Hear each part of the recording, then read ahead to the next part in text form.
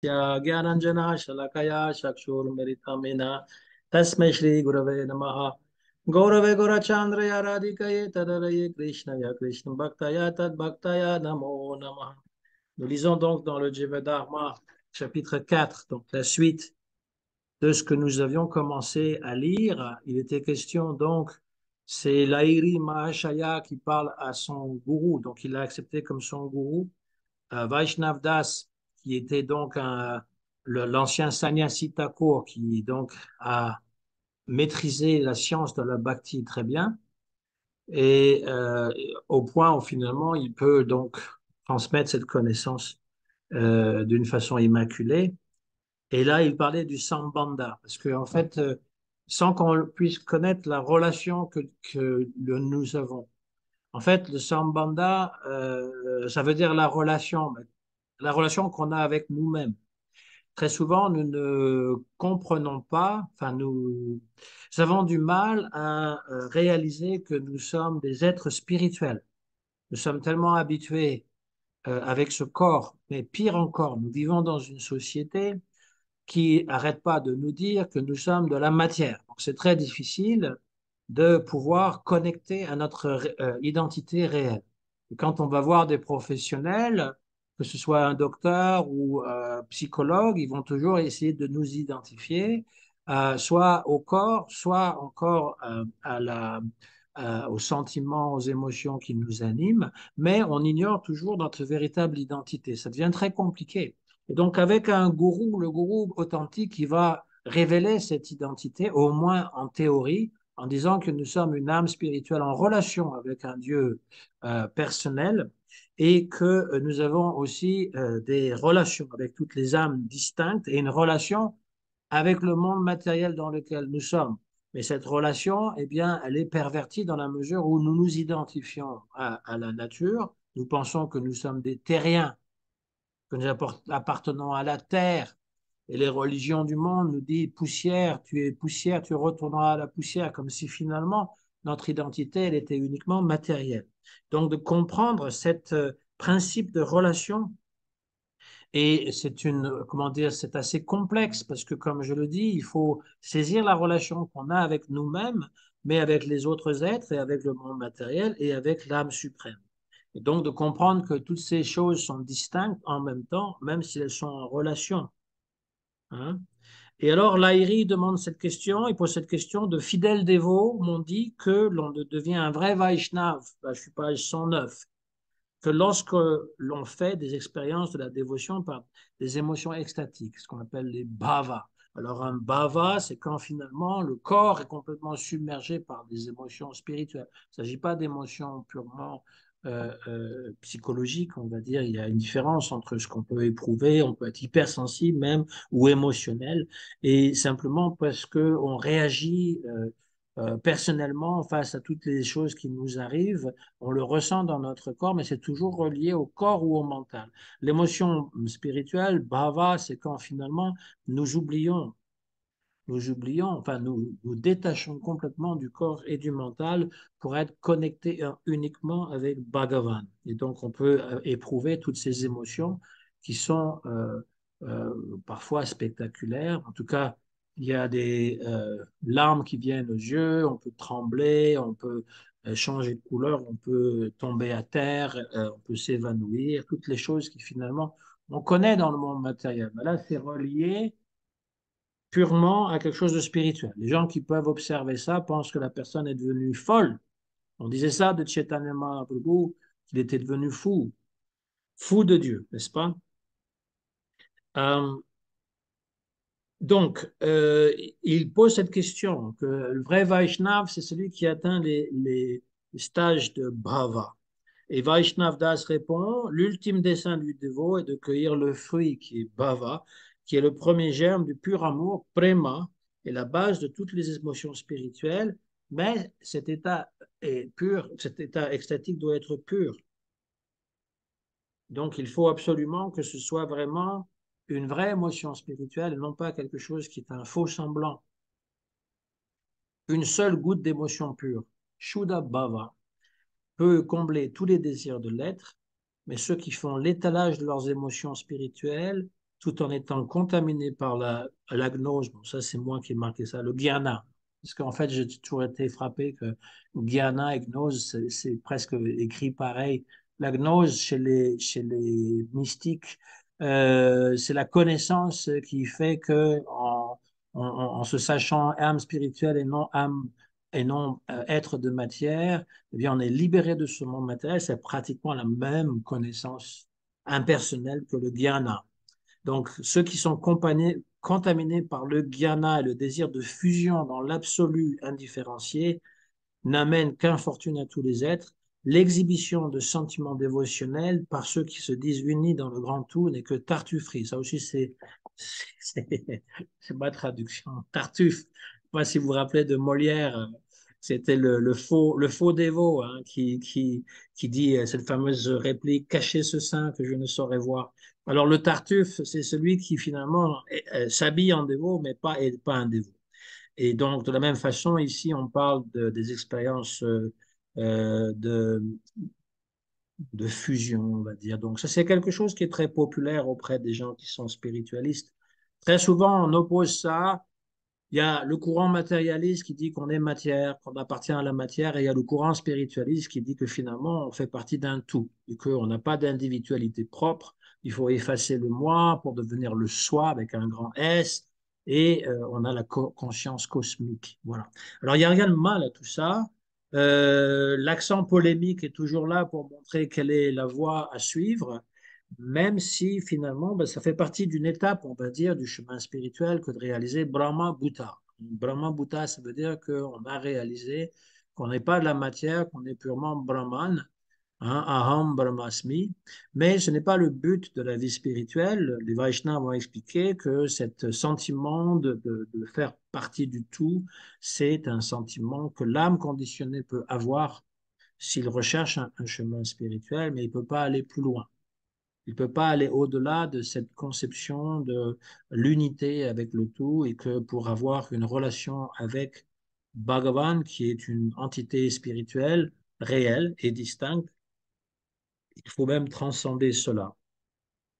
C'est pour ça que je trouve que c'est intéressant le Vaishnavisme, parce que ça combine ce qu'il peut y avoir de meilleur dans le christianisme et ce qu'il y a de meilleur dans toutes les courants spirituels, que ce soit le bouddhisme ou le mayavad, qui parlent finalement d'un grand tout. C'est une combinaison des deux. Je ne dis pas que c'est ce que ça, je dis pas que ça a été fait sciemment comme ça, mais je dis que ça satisfait un peu tous les désirs, parce que dans le christianisme, il y a quand même cette conception d'un Dieu personnel. Alors, beaucoup de chrétiens ne veulent pas représenter Dieu en disant que c'est une idolâtrie. Mais cela dit, il y a quand même beaucoup de peintures qui le représentent. Et même, on va jusqu'à déifier Jésus en disant qu'il est Dieu et donc il est une personne. Et que la relation avec lui est personnelle. Et que la relation avec les autres êtres humains est personnelle aussi. Que chacun est une personne. Qu'on doit respecter la personne. En fait, toutes les philosophies qui parlent de personnalisme et de respect de la personne humaine, même dans la charte des droits de l'homme, provient du christianisme, d'une façon ou d'une autre. Alors ça, c'est quand même très important, c'est tout notre bagage aussi culturel et philosophique en Occident de considérer que nous sommes une personne et non pas une chose. Et que cette personne, donc, elle a une dignité, et cette dignité, dans la Bible, c'est marqué qu'elle est à la ressemblance de Dieu. Dieu a fait l'être humain à son image, homme et femme. Et donc, ça, c'est un aspect. Par contre, là où ça marche plus, le christianisme, parce que je parle du christianisme, parce que là, on est à Noël, donc c'est le moment d'en parler. Ce qui marche pas dans le christianisme, c'est de dire que nous sommes de la matière. Eux, ils pensent que nous sommes corps, âme et esprit, que les trois sont combinés. Mais en fait, ce qu'on appelle l'esprit en sanskrit, c'est le manas, c'est le mental. Eux disent que l'esprit, c'est plutôt le souffle de Dieu, donc ils identifient plus au niveau de l'âme, et l'âme, pour eux, ça veut dire le mental, qu'importe. Mais disons que si l'âme, c'est l'atma, c'est-à-dire l'âme spirituelle, c'est-à-dire l'entité spirituelle, l'esprit qui est le mental, et le corps sont des couvertures, mais non pas, ils ne font pas partie de l'être. C'est des couvertures le corps change constamment et à la mort, on change totalement de corps, on adopte un autre corps. Le mental reste avec nous, il imprime toutes les impressions, mais c'est une couverture de l'âme. Voilà, et donc il faut s'en débarrasser. Donc là, le courant spiritualiste de l'Inde, que ce soit le bouddhisme ou l'hindouisme, le Vedanta, rentre en ligne de compte. Comme je l'ai dit tout à l'heure, si c'est simplement le truc impersonnel, il manque quelque chose, parce que ce désir d'être une personne distincte et d'avoir une relation avec un Dieu personnel est quand même plus fort que l'attrait d'un tout. Si vous aviez le choix réel entre une grande fusion dans le tout et puis d'avoir une relation d'amour, on serait bien fou de choisir cette fusion. On serait bien fou, ou alors c'est que temporaire. Parce que la relation, s'il y a un réel Dieu, un vrai Dieu avec euh, une forme que l'on peut voir et qu'on peut toucher, qu'on peut se laisser complètement subjuguer, eh bien, elle est très forte. Et donc, la Bhakti décrit ce genre de relation. Ça, il n'y a qu'un gourou qui peut vous donner, hein, pas le kangourou. Il n'y a qu'un gourou qui peut le donner. Et donc, un gourou qualifié qui a vu lui-même Bhagavan. Hein. Il faut voir Bhagavan. Hein, quand on demandait à Prabhupada une fois, comment est-ce que vous savez ce que Krishna veut que vous dites dans les traductions que vous faites? Ça, c'est un journaliste qui avait posé la question et Prabhupada avait répondu, mais Krishna me dit. Et il y a un disciple qui a essayé d'expliquer quand notre maître spirituel dit, Krishna nous dit, ça veut dire qu'il a l'intuition, qu'il sait très bien ce que, voilà, où veut en venir Krishna. Prabhupada, il l'a coupé, il dit non, Krishna me dit, me parle directement. Ça veut dire qu'il y a une vraie relation. De même, le maître spirituel peut vous parler directement même s'il n'est pas là.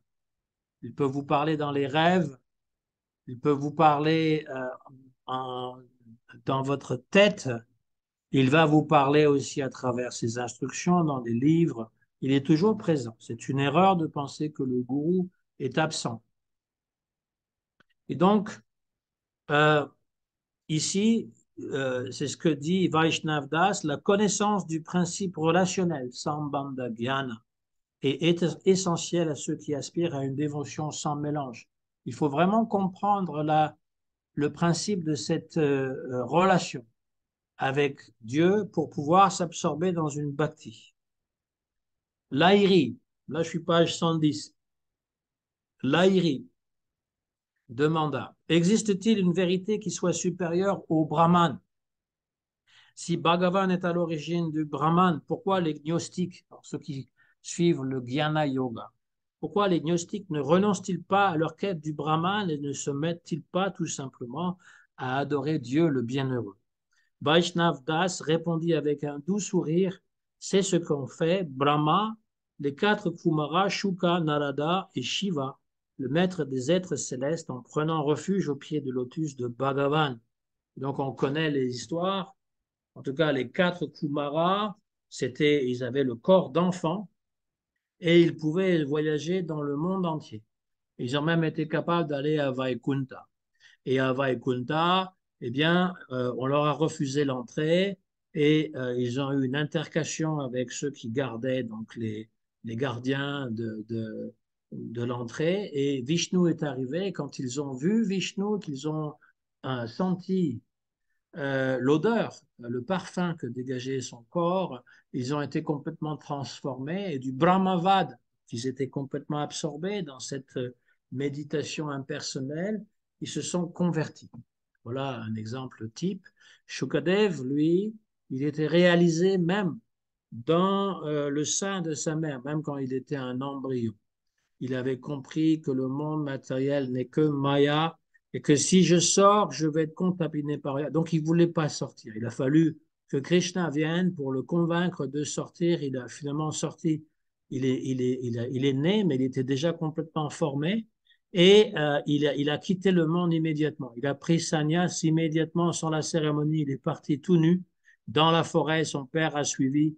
Et puis, il n'a pas réussi à le rattraper. Mais après, il a pensé à un stratagème pour essayer de le convaincre de la bhakti. Il a envoyé ses disciples collecter des, euh, du bois pour vous savez, en Inde, autrefois encore aujourd'hui, d'ailleurs, on se chauffait avec le bois, mais on faisait aussi les sacrifices. Les yagars, on les faisait avec le bois, et donc, comme le sacrifice du feu devait être fait tous les jours, eh bien, il envoyait ses disciples chercher du bois dans la forêt, et quand il faisait ça, il récitait des versets du Bhagavatam. Et en écoutant certains versets du Bhagavatam qui parlaient de la beauté excellente de Shri Krishna, Shukadev Goswami, son cœur a fondu et il était attiré par le Brahman impersonnel, par la réalisation d'un tout indifférencié, et donc il a décidé que maintenant c'est cette voie-là que je vais suivre, et donc il va écouter le Srimad Bhagavatam dans son ensemble, au point où il va l'absorber complètement et pouvoir le réciter à nouveau à Maharaj Parikshit. Bon, donc ça, c'est deux exemples typiques de personnes qui étaient absorbées dans le Brahman et qui finalement se sont converties, mais pas une conversion comme euh, c'est une conversion, c'est-à-dire un changement de cœur complet, n'est-ce pas? Ils ont complètement changé de vision et ils ont été séduits par la forme spirituelle de Shri Krishna et ses activités. Ses activités. Là, Lahiri a un doute, il dit oui, mais Bhagavan a une forme, mais comme toute forme est circonscrite dans l'espace, il ne peut être qu'à un seul endroit. Comment comprendre alors que Bhagavan puisse être le Brahman illimité et omniprésent? Si on dit que Bhagavan, il est aussi le Brahman impersonnel, que le Brahman impersonnel vienne de lui, comment se fait-il qu'il peut être limité à un espace, parce que chaque forme est limitée à un espace? Donc c'est une question très pertinente.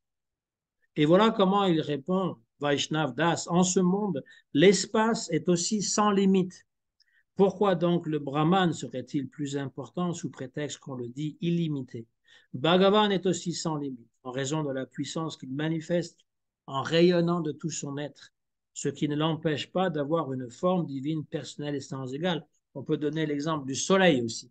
Le soleil, il est circonscrit dans l'espace, mais grâce à ses rayons, il illumine tout, en tout cas tout le système solaire comme on le connaît, et donc il n'a pas besoin d'être personnellement présent partout à travers son énergie. L'énergie qu'il dégage, les rayons, il va illuminer tout cet espace. Et de la même façon, donc, lorsque on contemple le ciel étoilé, on ne peut pas imaginer une limite au ciel. Hein, il n'y a pas de limite au ciel. Le ciel étoilé est comme une question.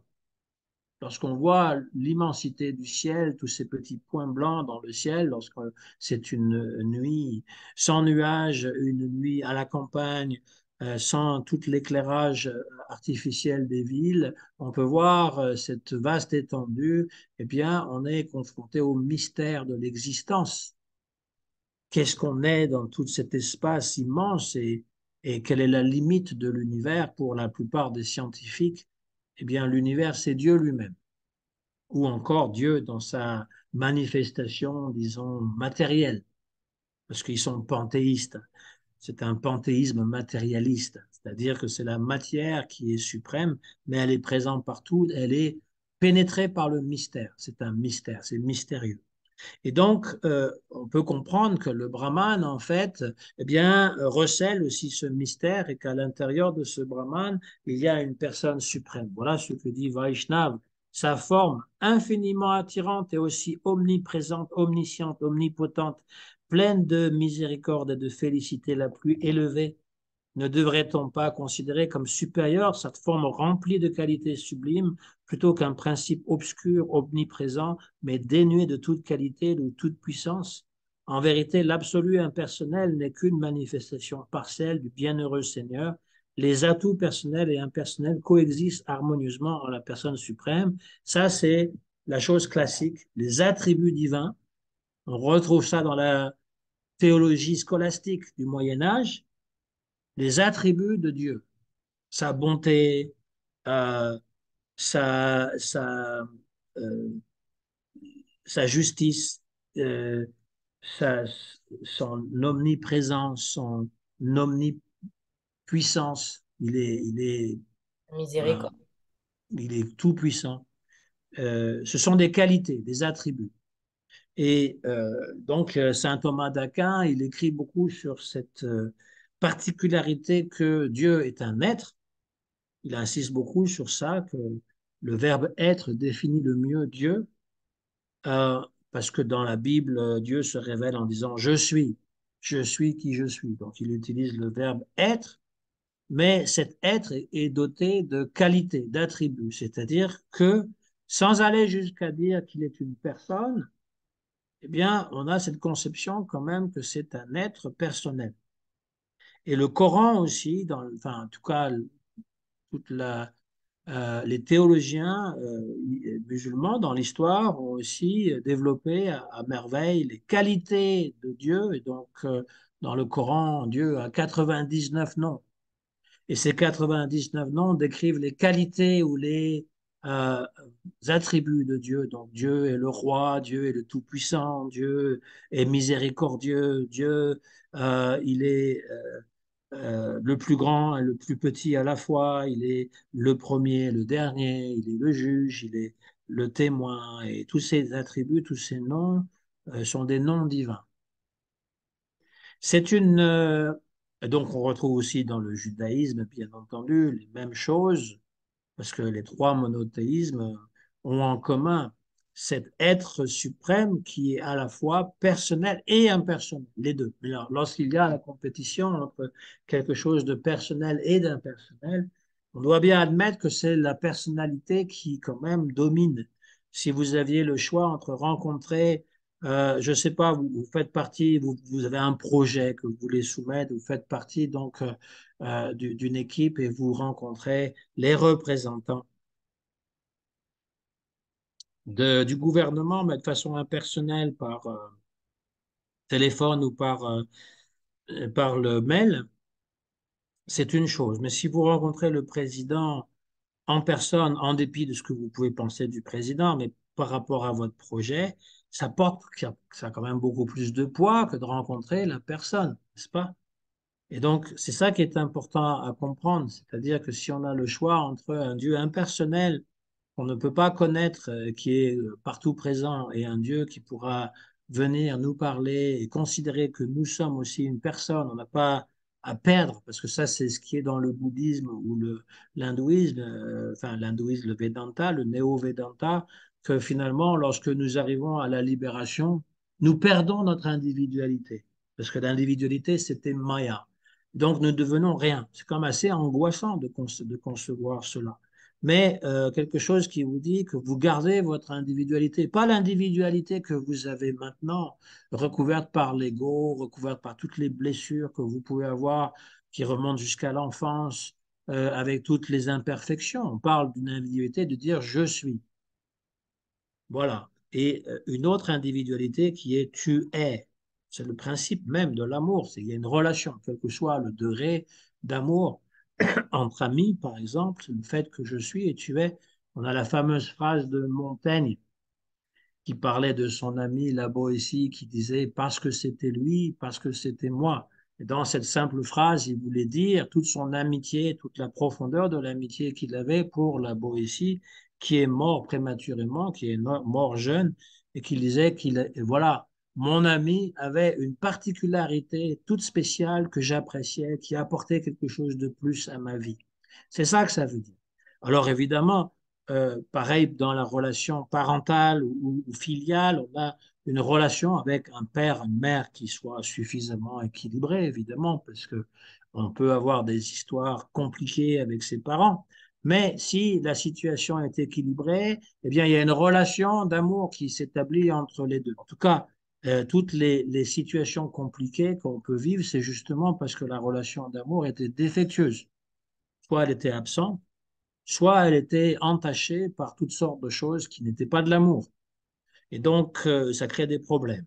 Ensuite, la relation qu'on peut avoir entre un homme et une femme, c'est-à-dire au niveau conjugal, alors en faisant abstraction de toutes les choses modernes qui veulent que même les personnes du même sexe peuvent être amoureuses, oui, pourquoi pas, mais on va essayer de garder le schéma classique, c'est-à-dire qu'il y a un échange et que l'autre personne, elle n'est pas juste un objet que je peux utiliser, c'est un autre moi-même. une extension de moi, et même plus qu'un autre moi-même, c'est un tu, c'est une personne qui est différente de moi. Et cette différence est aussi importante que la ressemblance, parce que ça veut dire que ça me fait progresser. Tout ce qui finalement va déplacer ma zone de confort et mes certitudes sur moi-même, eh bien, ça peut me faire progresser. Voilà. Et donc, cette idée que le personnalisme est quelque chose de bien plus important et que Dieu est une personne avec des attributs. Alors, les attributs, certains vont dire, oui, mais c'est une projection de toutes les perfections humaines qu'on fait sur Dieu. On fait un Dieu anthropomorphique à l'image de nous, mais les textes religieux, y compris ceux de la Bible, disent que c'est le contraire. Au commencement, Dieu créa l'homme et la femme à son image, à sa ressemblance. Et donc, la même chose dans le Vaishnavisme, c'est que nous sommes des personnes parce que Dieu est une personne, c'est pas le contraire. On mélange les choses. Et donc voilà ce qui est proposé. Le Brahman n'est qu'un des aspects de Bhagavan. Les êtres de peu d'intelligence sont fascinés par l'aspect d'un absolu impersonnel, immuable, insaisissable, incommensurable. Oui, je pense que ça, tous les êtres humains qui poursuivent une voie spirituelle autre que les religions établies, comme je l'ai dit, sont un peu plus ou moins fascinés par cet esprit de transcendance absolue avec laquelle on peut connecter. Ça, c'est un peu ce qu'on retrouve dans toutes les disciplines, y compris les disciplines, enfin, je veux dire, les anciennes religions qui sont remises au goût du jour, le chamanisme, encore le druidisme, ou encore les religions dites primitives qui sont remises au goût du jour. Il y a en filigrane, il y a toujours cet aspect que finalement, la totalité du réel est imprégnée de Dieu ou de l'esprit de Dieu. Hein, les Amérindiens, ils appelaient ça le Kichemantu ou le Manitou. C'est l'esprit, n'est-ce pas, il y a un grand esprit. Hein, il y a un grand esprit et puis il y a des petits esprits qui manifestent ce grand esprit dans la nature. Donc, c'est pour ça qu'ils avaient des totems, ça représentait des animaux. C'est pas qu'ils vénéraient les animaux, ils vénéraient l'esprit des animaux. Chaque, par exemple, les castors étaient régis par l'esprit du castor, et donc c'est à cet esprit qu'ils s'adressaient, non pas à un castor en particulier. Et donc il y avait un grand esprit c'est encore une religion qui existe, hein. Il y a encore des Indiens qui croient en ça, c'est pas les Amérindiens, je parle. Hein, il y a un grand esprit qui domine la nature entière et auquel tout le monde retourne. Voilà, donc c'est déjà cette conception, elle est partout présente, qu'il y a un grand tout, une grande conscience, et nous faisons partie intégrante de cette conscience. Cela dit, aussi beau, aussi attrayant que ça puisse paraître, cette conception d'un Dieu personnel au-delà du non manifesté. Je ne parle pas des dévatas, parce qu'il y a des religions qui vont vénérer les dévatas, que ce soit Zeus ou Indra ou Ganesh ou Déméter ou Apollon je ne sais pas, dans la religion nordique, Thor et Odin, qui sont toujours en fait les manifestations des mêmes dieux, mais sous deux noms différents. Euh, Odin, c'est le dieu du ciel, comme les Indra ou Zeus. Et donc, on retrouve les mêmes attributs, les mêmes histoires, mais on voit bien à travers la mythologie que ces entités célestes ne sont pas complètement pures. Il y a des choses qui nous montrent que finalement, elles ont des intérêts, elles ont des jalousies entre elles. Et donc, ce Dieu transcendant, eh bien, dans toutes les religions, il y a aussi un Dieu suprême. Donc, en Égypte, par exemple, il y a des dieux inférieurs et des dieux supérieurs. Des dieux inférieurs qui sont au service de ce Dieu supérieur que on appelle Amon-Ra, qui est identifié au soleil. Mais en fait, c'est pas la boule de feu dans le ciel qui est Amon-Ra, c'est la manifestation de ce Dieu dans ce monde sous la forme du soleil, sous la forme lumineuse, parce que le Brahman impersonnel est représenté souvent sous la forme d'une lumière. C'est un monde de lumière. Il n'y a pas d'obscurité dans ce monde. Voilà la conception du Brahman. Et donc, derrière cela se cache le Purusha. C'est marqué dans certaines Upanishads. Au-delà au-delà du corps matériel, des sens matériels, il y a les objets des sens. Au-delà des objets des sens, il y a le mental. Au-delà du mental, il y a l'intellect. Au-delà de l'intellect, il y a l'ego. Au-delà de l'ego, il y a l'âme spirituelle. Au-delà de l'âme spirituelle, il y a l'avyakta, l'impersonnelle réalité. Au-delà de l'avyakta, il y a Purusha. Ça, c'est dans le Katha Upanishad. Elle dit clairement qu'au-delà de l'avyakta, au-delà du non manifesté, il y a Purusha. Purusha, ça veut dire une personne, avec un grand P, donc la personne suprême.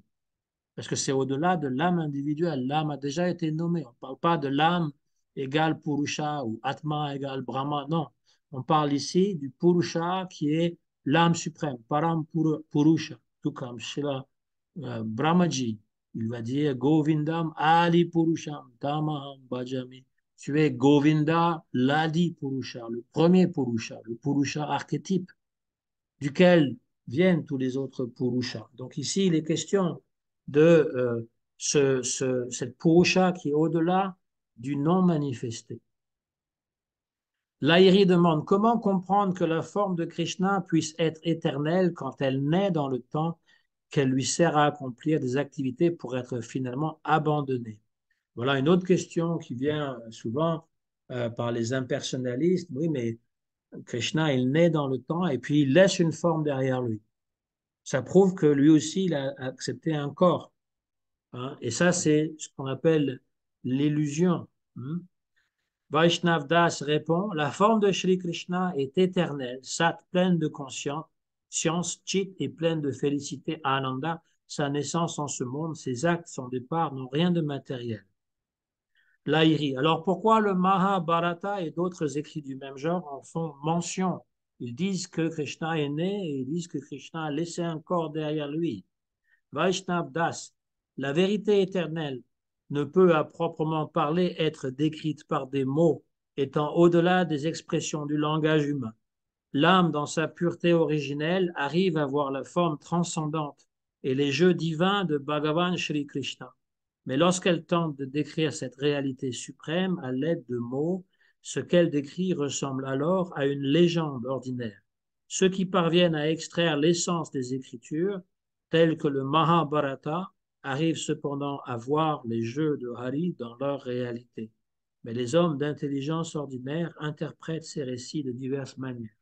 Qu'est-ce que Srila Bhaktivinoda Thakur cherche à exprimer en disant cela? Eh bien, il dit ce qu'il a déjà dit il y a de nombreuses années avant, dans son petite allocution qu'il avait fait au Brahmo Samaj. Donc, c'était comment dire, une congrégation assez respectable de nobles. Il a livré cette allocution, pas allocation, hein, allocution, on est bien d'accord, allocution donc en anglais parce que c'était l'époque où les Britanniques régnaient en maître et donc les personnalités en Inde qui étaient éduquées parlaient bien l'anglais. Et donc, il dit au départ, moi, je n'étais pas attiré par le Srimad Bhagavatam. Srila Bhaktivinoda Thakur, il fait cet aveu que, au départ, je n'étais pas attiré par le Srimad Bhagavatam. Je pensais qu'il s'agissait de mythologie, de légendes un peu farfelues.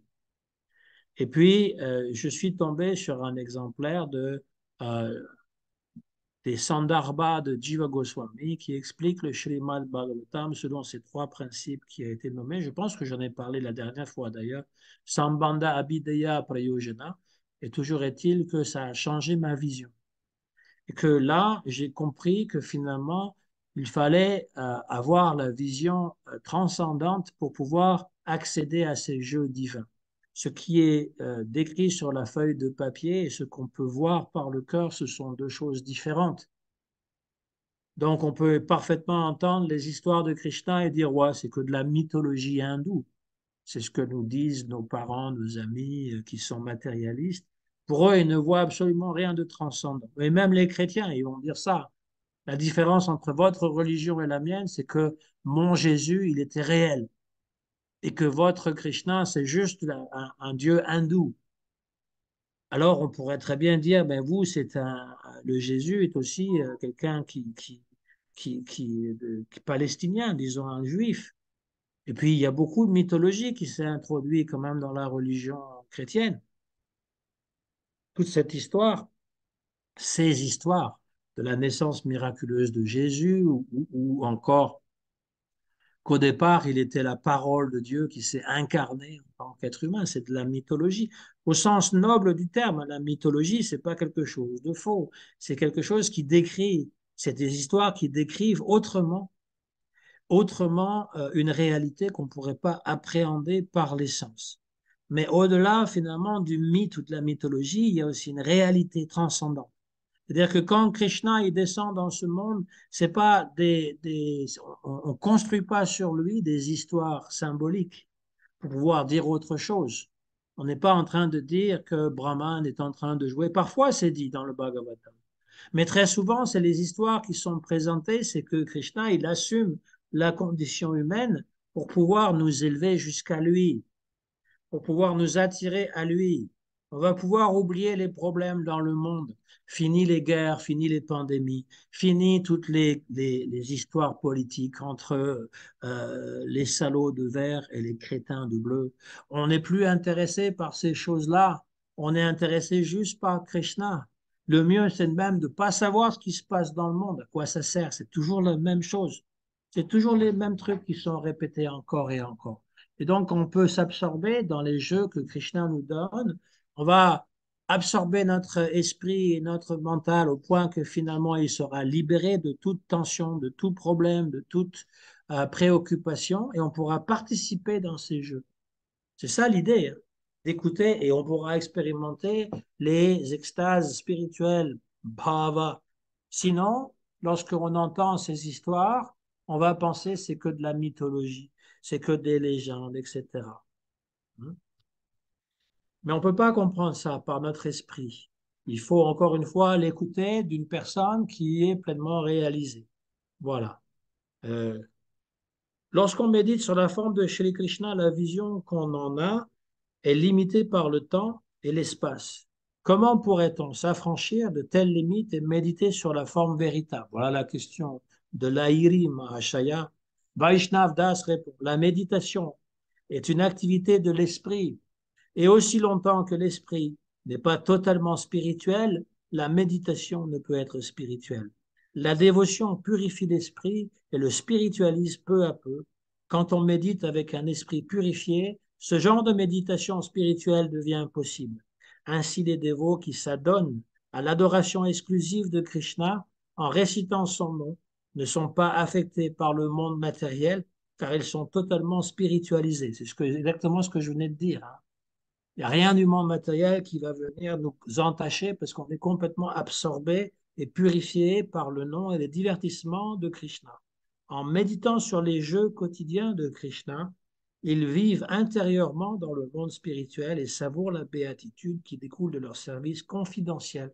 Ça veut dire que c'est pas juste Krishna qui habite en votre tête. Vous allez habiter dans les jeux de Krishna. C'est ça que ça veut dire. Si vous êtes suffisamment absorbé, en récitant le nom, à penser au divertissement de Krishna, vous allez vivre dans le monde de Krishna. C'est pas juste Krishna qui rentre dans votre monde et dans votre tête. Vous-même, votre être est complètement absorbé dans ces histoires.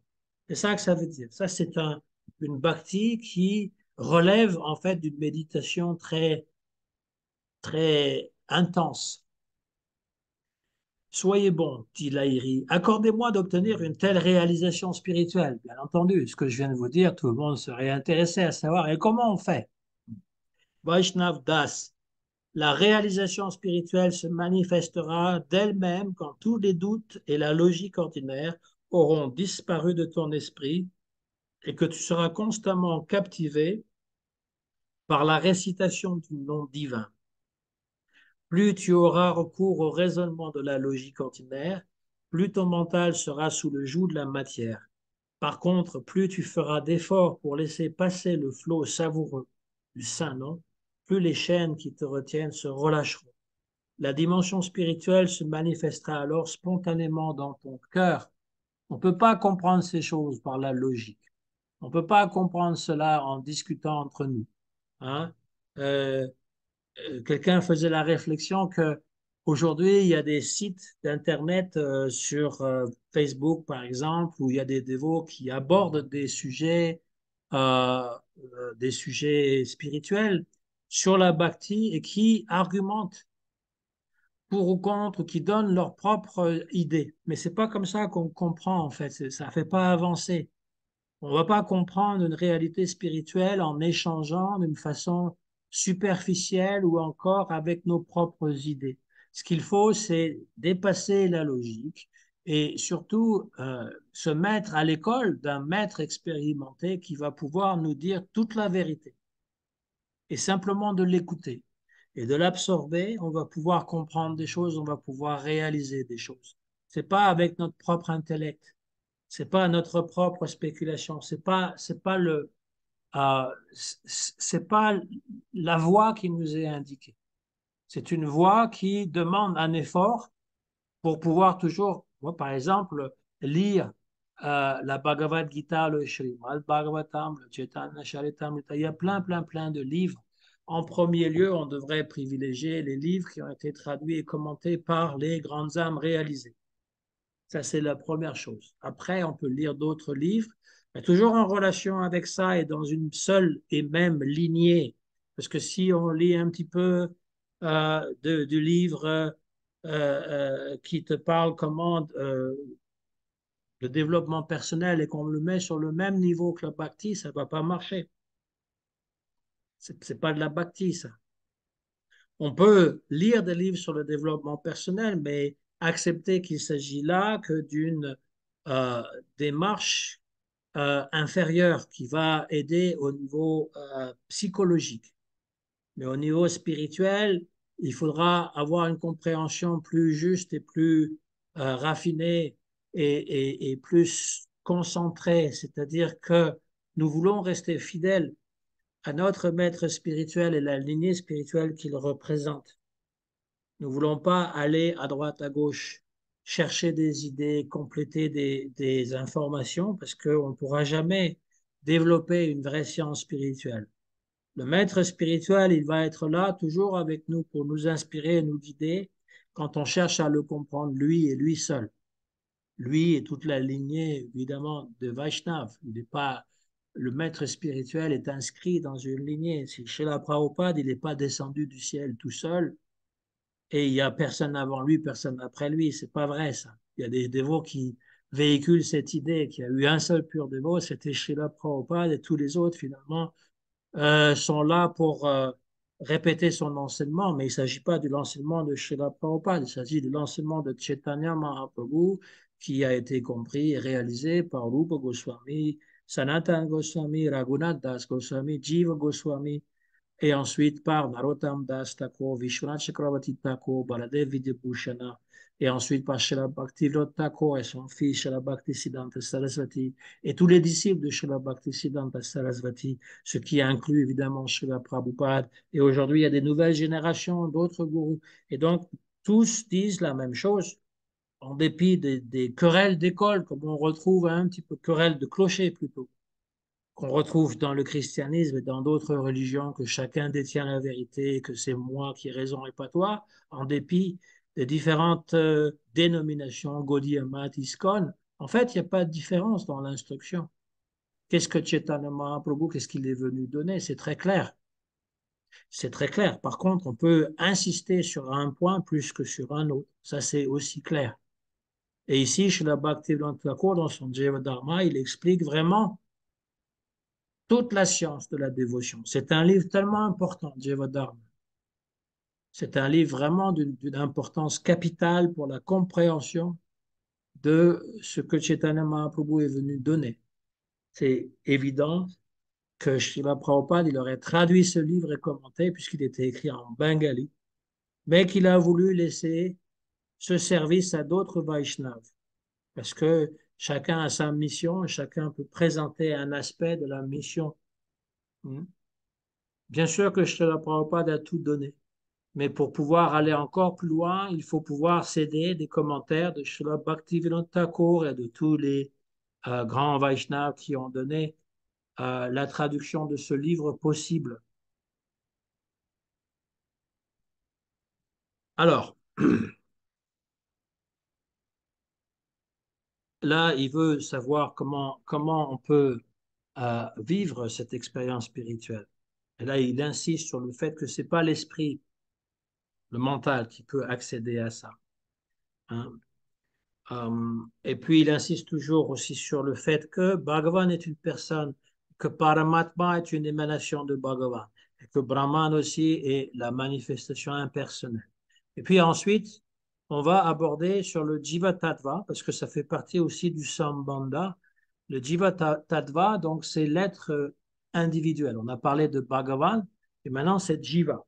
Donc là, euh, Lahiri, il veut connaître un petit peu l'information sur l'être vivant. Donc voilà ce que Vaishnav Das, c'est la page 115. L'énergie marginale, Tatashta Shakti, est l'une des innombrables énergies dont dispose Sri Krishna. Les êtres vivants issus de cette énergie marginale se trouvent entre deux mondes. Le monde spirituel, Chit Jagat, et le monde de la matière, Jada Jagat, avec la possibilité d'être sous la gouverne de l'un ou de l'autre. Ce principe s'appelle principe de l'être, Jiva Tattva. L'être est infinitésimal par nature, bien qu'il soit composé de conscience pure. Du fait de sa petitesse, l'être peut s'enchaîner à la matière, mais en raison de sa constitution faite de pure conscience, il peut aussi, s'il développe sa spiritualité, résider éternellement dans le monde spirituel et y goûter la joie suprême. Il y a deux types de jiva, celui qui est libéré, mukta, et celui qui est enchaîné, bada. Les êtres qui vivent dans le royaume spirituel sont dits libérés, alors que ceux qui sont liés par Maya à ce monde matériel sont dits conditionnés par cette puissance d'illusion. Alors il faut bien comprendre ça quand on dit qu'il y a deux sortes d'êtres, Mukta et puis Bada Jiva, que à aucun moment un Mukta Jiva devient un Bada Jiva. Il y a une querelle entre les dévots qui remonte maintenant, ça fait 30 ans, 40 ans que ça dure, sur cette question-là. Il y en a qui disent que l'être spirituel était avec Krishna en train de le servir à Vaikunta ou à Goloka Vrindavan et qu'il a choisi de tomber dans Maya. Alors, ça pose problème, parce que si on dit qu'un mukta est éternellement nitya mukta, le mot nitya ne veut plus rien dire. Et si on dit que Maya peut être à Vaikunta ou encore à Goloka Vrindavan, ça veut dire qu'on n'est pas vraiment libre de Maya. Et puis l'autre chose, qu'est-ce qui pourrait nous attirer en dehors du service d'amour envers la personne suprême? Et donc ça fait une espèce de querelle où les dévots vont s'insulter, hein, et ils vont s'excommunier mutuellement, hein. Il y a des dévots qui ont été excommuniés de l'institution à cause de ça. Et on n'a pas le droit d'en parler. Ce qui est assez curieux quand même, parce que c'est quand même une compréhension, parce que si je peux tomber du monde spirituel, bah, il n'y a rien qui garantit que je ne vais pas retomber à nouveau. Donc, il y a ceux qui comprennent ce que Bhaktivinoda Thakur vient de dire dans le sens qu'il y a les êtres vivants qui sont éternellement conditionnés, qui sont toujours dans la matière, c'est-à-dire nous, et ceux qui, comme les associés de Krishna, quand on est Yashoda, quand on est Nanda, vous pensez vraiment qu'on peut quitter ce service et tomber dans Maya? C'est impossible. Eux, ils descendent avec Krishna, quand lui descend dans le monde matériel, mais ils ne peuvent pas tomber, oublier. Alors, il y en a qui vont dire, oui, mais Jai et Vijay, qui ont empêché les quatre Kumaras d'entrer à Vaikunta, ils ont été maudits pour descendre dans le monde matériel comme démons. Ils avaient le choix, en fait. Vishnu leur a donné le choix. Soit ils pouvaient venir en tant que brahmana dans ce monde, soit ils pouvaient venir en tant que démon. Mais ils ont préféré venir comme en tant que démon parce que c'était juste 3 naissances, alors que brahmana, c'était 7 naissances. Et puis, deuxièmement, il est marqué que c'est un divertissement. Vishnu avait besoin de se divertir. Il voulait pouvoir se livrer à des jeux chibalaresques, se battre. Et on ne peut pas se battre à Vaikunta, c'est pas possible. Et donc, ils ont accepté. Il ne faut pas croire qu'à chaque kalpa, à chaque jour de Brahma, les mêmes Jai Vijay ils descendent dans le monde matériel. C'est pas possible, ça. C'est impossible. Ça, Jiva Goswami le marque très bien dans son commentaire. Et donc, ça, c'est un divertissement. C'est pas du tout la norme. Et donc, le Bada Jiva, il n'a jamais été sur la planète de Krishna. Il n'a jamais été à Vaikunta. Il a toujours erré dans le monde matériel et parfois il est à l'intérieur du corps de Mahavishnu.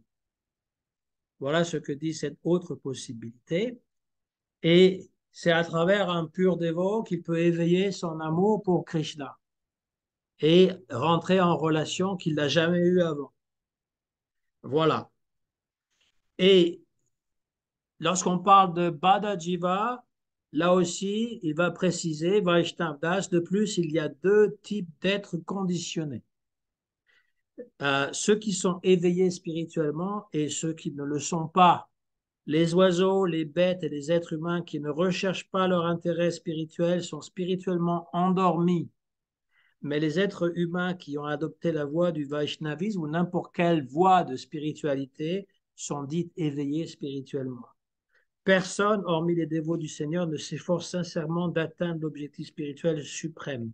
Pour cette raison, les Écritures recommandent fortement de rechercher la compagnie des Vaishnavas et de se mettre à leur service. Donc, si vous voulez avoir cette relation personnelle avec Bhagavan, il faut vous mettre, si vous ne l'avez pas déjà fait, il faut vous mettre sous la tutelle d'un maître spirituel et des Vaishnavas qui, eux, sont très attachés à Bhagavan. C'est comme ça que ça marche. Ce n'est pas une espèce de contamination. Si vous vous associez avec des matérialistes, ils vont polluer votre intelligence, ils vont réussir à vous convaincre que vous descendez du singe, que vous êtes de la matière, et que la seule chose qui est importante, c'est de pouvoir jouir de ce monde avant de mourir et devenir rien du tout.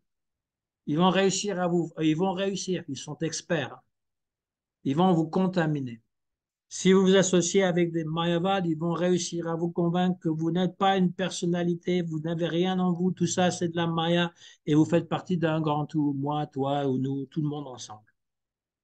Si vous êtes influencé par les bouddhistes, ils vont vous convaincre que finalement tout est rien, il n'y a rien qui existe. Si vous êtes influencé par les chrétiens, ils vont vous convaincre que vous êtes le corps matériel et qu'il faut manger de la viande parce que les animaux n'ont pas d'âme. Je caricature, mais c'est à peu près ça. Il n'est pas garanti que vous rencontrez des purs Vaishnavas. Vous allez me dire, ouais, mais je connais plein de dévots, ils sont à moitié timbrés. Jusqu'à moitié parfois. Ils sont pas tous, il y en a qui sont très perturbés. C'est vrai, je le constate. Il y a beaucoup de gens qui sont perturbés. Alors après, ça ne veut pas dire qu'ils ne peuvent pas être des dévots, d'une part, et deuxièmement, ça ne veut pas dire que tous les dévots sont perturbés. Il y a quand même des gens qui ont une tête sur les épaules, qui sont moralement aussi impeccables qu'il se peut, n'est-ce pas? Si vous les voyez manger du chocolat, soyez un peu indulgents, c'est pas si grave que ça. Mais ce que je veux dire, c'est que ceux qui connaissent le chemin, qui le pratiquent depuis 10 ans, 20 ans, 30 ans, 40 ans, 50 ans, moi, en septembre prochain, ça fera 50 ans que j'ai reçu l'initiation. C'est pas rien quand même.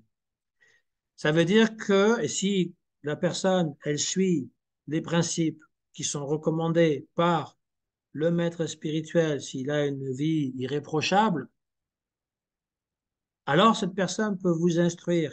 Ça ne veut pas dire nécessairement qu'elle est gourou, mais elle peut répondre à vos questions. Et c'est important de le savoir, de s'entourer des gens qui sont comme ça. Ils vont pouvoir nous aider, ils vont pouvoir nous donner quelque chose qu'on n'a pas. Hein, on chante le bhajan, hein, Krishna c'est ton mare, Krishna vite pare. C'est toi qui détiens Krishna, je cours après toi. On parle du pur dévot, évidemment, on parle du gourou, mais n'importe qui représente le gourou et qui ne trahit pas sa pensée.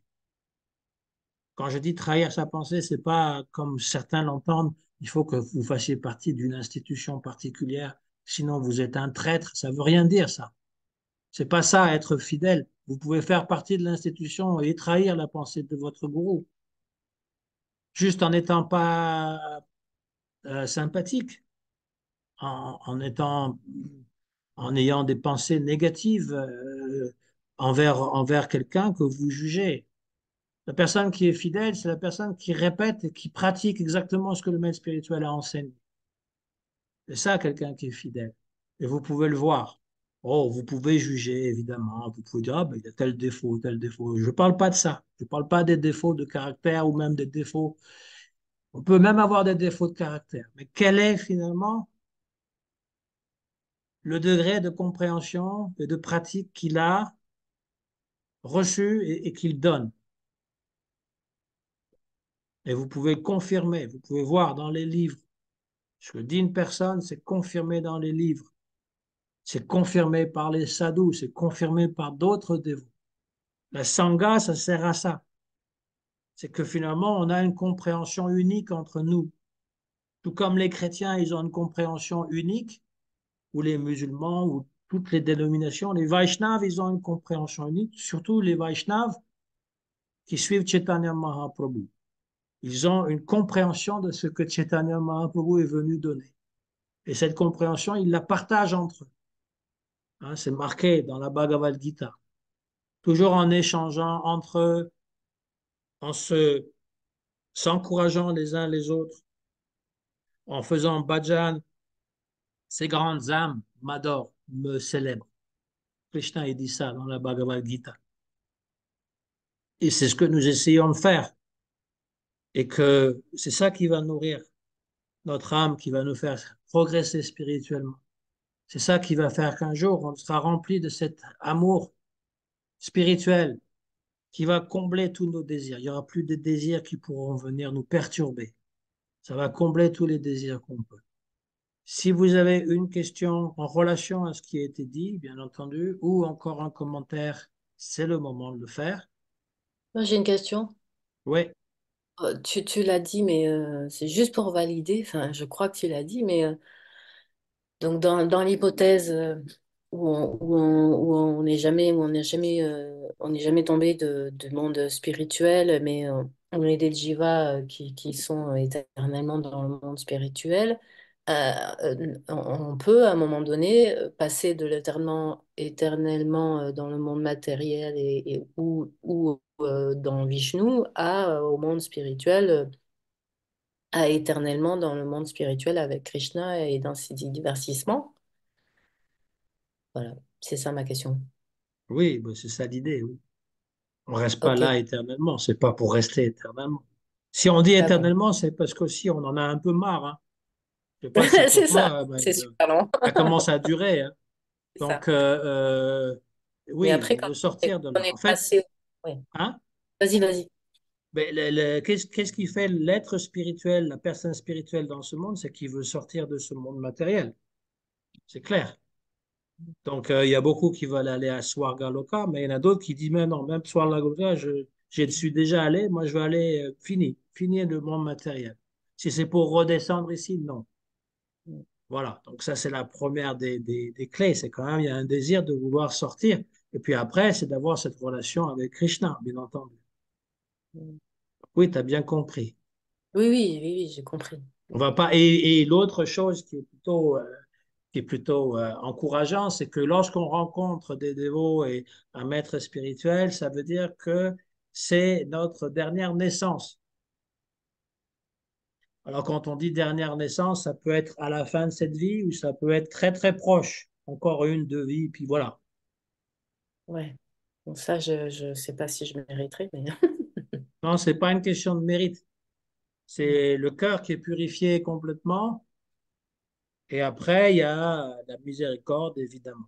C'est pas une question de mérite, c'est pas basé sur les mérites. On peut avoir fait plein, plein, plein de bêtises. Même si on souffre, même si on a encore des. Ouais, non, mais après, il y a le plus de À un doute. moment donné, Il y a la le plus bhakti, elle va nettoyer toutes ces souffrances, elle va euh, enlever ces les souffrances. souffrances et enlever les doutes, oui. C'est les échelons Oui, qui se font, quoi. oui. Ouais. Ok. À un moment donné, les souffrances elles vont partir. Ouais. Il faut avoir confiance. Ouais. Que ce soit physique, les maladies ou autre, quoi. Tout, physique, mental, parfois il y a des souffrances spirituelles aussi. Oui, c'est ça. Enfin, je sais pas. C'est quoi? Bah, c'est quand finalement on se sent attaqué dans ce qu'on fait, Ouais. ou quand on est dans le doute, quand on ne sait plus très bien où on en est sur le chemin spirituel, quand notre gourou n'était pas un vrai gourou et tombé, voilà, et ça c'est des souffrances spirituelles, oui. Et Oui, après, ça peut causer des souffrances mentales aussi, bien entendu. quand on essaye de faire de la prédication, que ça marche pas. Par exemple. Oui, ok. Mais c'est plutôt la norme, ça. Oui, C'est plutôt la norme. C'est quand ça marche que finalement, bah, il y a quelque chose de spécial qui se passe là. enfin, ça marche pas, ou pas beaucoup. Ben, ça veut dire que tu n'as pas les résultats que tu aurais voulu avoir. Sans forcément attendre de résultats, mais parfois, voilà, bon, c'est écrit de toute façon qu'il suffit d'une âme sauvée, il suffit d'une âme qui revient, qui commence à s'intéresser à Krishna. Mais c'est vrai que parfois, on peut être découragé en se disant à quoi bon, est-ce que je fais vraiment ça, est-ce que je fais tout ça pour quelque chose, quoi? Est-ce que c'est vraiment ce que veut Krishna? Est-ce que c'est vraiment ce que veut mon gourou, quoi? Ouais, ça, le gourou, il peut te répondre, hein. Oui, oui, Après, c'est pas le nombre de la quantité qui compte le non. plus, parce Mm. que ça, c'est dans le monde matériel, la quantité est tellement importante. Dans le monde spirituel, même s'il n'y a pas la quantité, il y a la qualité. C'est ça qui est retenu, on va dire. Mm. Et parfois, on va ensemencer un terrain qui va fructifier quand on sera plus là. Ce sera quelqu'un d'autre qui va récolter les fruits. C'est peut-être ça aussi. Et donc ça, on ne le voit pas. Ben oui, Il comme faut simplement faire son devoir. mm, On le fait et un peu comme Krishna le dit dans la Bhagavad Gita, tu fais ton devoir sans attachement au résultat.